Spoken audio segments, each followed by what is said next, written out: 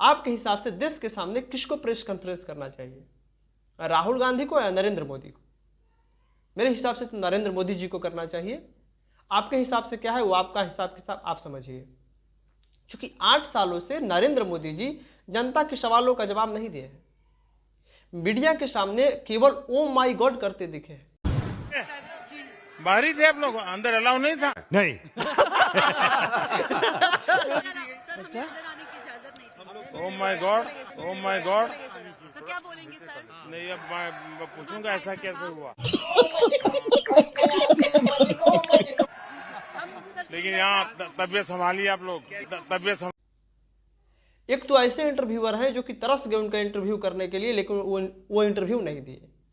बाकी गोदी मीडिया को छोड़कर कभी सवालों के घेरे में नहीं आए।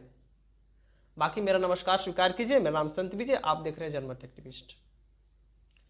गोदी मीडिया के सामने तो बहुत बार इंटरव्यू दे चुके हैं नरेंद्र मोदी जी, जाने माने एक्टर के साथ इंटरव्यू दे चुके हैं, लेकिन जाने माने देश के जो पत्रकार हैं जो इनका इंटरव्यू लेना चाहते हैं वो उनको इंटरव्यू नहीं दिए हैं। मैं गोदी मीडिया गोदी पत्रकारों की बात नहीं कर रहा हूं, लेकिन राहुल गांधी एक तरफ भारत जोड़ो यात्रा पे हैं और वहीं दूसरी तरफ सवालों के घेरे में, पत्रकारों के सवालों के घेरे में आकर के निडरता से जवाब दे रहे हैं। राहुल गांधी प्रेस कॉन्फ्रेंस तवातोड़ कर रहे हैं और बीजेपी को लेकर और आरएसएस को लेकर के क्या कह रहे हैं, आइए सुनते हैं इस वीडियो में और उसके बाद बात करते हैं आगे। What are you doing the Bharat Jodo for when you divided India in 1947? I mean, look, last I recall that it was leaders of the Congress party who fought the British, who spent years in jail.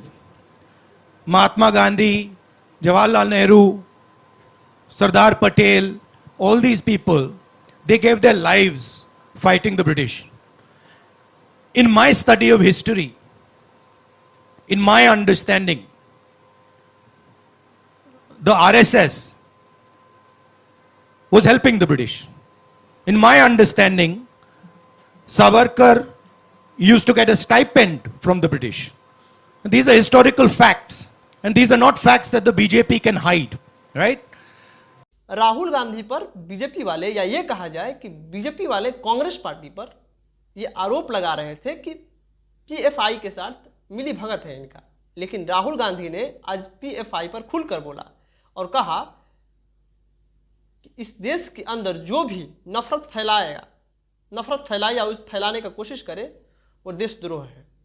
तो आइए, ये video है, इस video में भी देखते हैं Rahul. Associated and supporting PFI in all over the country. What is your party reaction and what is your stand? My view is, and I've been saying it in speech after speech after speech, that it does not matter who the person spreading hatred in India is. It does not matter which community they come from. Spreading hatred and violence in India is an anti-national act, and we will fight anybody who spreads hatred and violence in this country. Rahul Gandhi से एक और असहज सवाल किया गया। राहुल गांधी, देश हमेशा जानता है कि राहुल गांधी गौतम अडानी और मुकेश अंबानी पर हर वक्त आक्रामक रहे हैं। तो सवाल उनसे किया गया कि एक तरफ आप तो अडानी का विरोध करते हैं और दूसरी तरफ आप ही के पार्टी से आने वाले नेता गहलोत जी, जो कि राजस्थान के मुख्यमंत्री हैं, वो अडानी के साथ प्रोजेक्ट साइन कर रहे हैं। तो राहुल गांधी ने क्या शानदार जवाब दिया है, आइए इस वीडियो में देखते हैं। जैनेंद्र, ये भारत जोड़ो यात्रा से जुड़ा हुआ नहीं है। सॉरी, मुझे अफसोस है, मुझे आपको काटना पड़ेगा। भारत जोड़ो यात्रा पर सवाल, भारत जोड़ो यात्रा पर सवाल। But Jairam, see, he's asking a question about Rajasthan, second richest person in India. Yes. Now I'll give you the answer to the question because it's an important question. Hindi में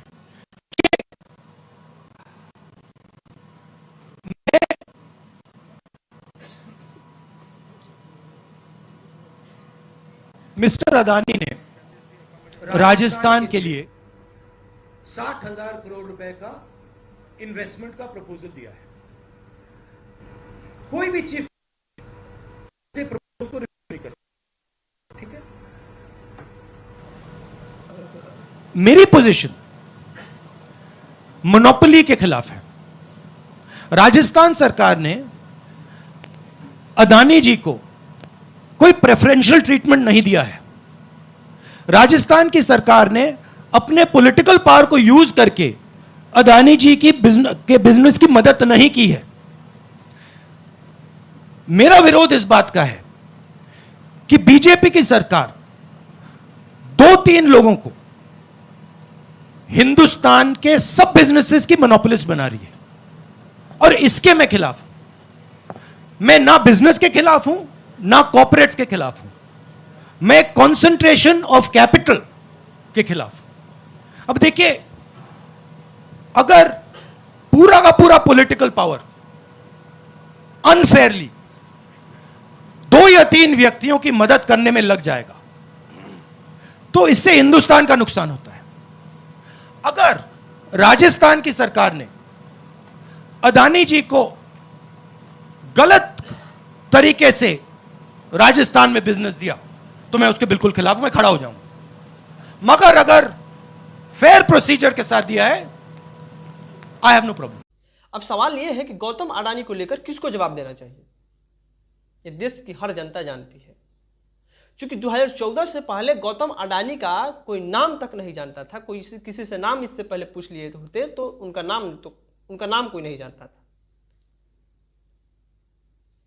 भारत के टॉप 20 में भी वो नहीं आते थे पैसों के मामले में, लेकिन आज दुनिया के दूसरे स्थान पर है। क्या ये सवाल मोदी जी से नहीं करना चाहिए गौतम अडानी को लेकर? क्या वही पत्रकार जो ये सवाल किया है राहुल गांधी से, क्या वो जाकर के नरेंद्र मोदी जी से पूछ सकता है? राहुल गांधी ने आगे कहा, चीन हमारी सीमा के अंदर बैठा हुआ है, भारतीय क्षेत्र पर बैठा हुआ है और सरकार इस पर कोई चर्चा नहीं कर रही है। संसद में इस पर चर्चा करने पर कतरा रही है। That the Chinese army is sitting today inside Indian territory. They have occupied more than 1,000 square kilometers, about slightly smaller area than Delhi. That's not a small area, right? And the government refuses to do anything about it. The government refuses the discussion. They've refused a discussion in parliament. They're scared of a discussion in parliament.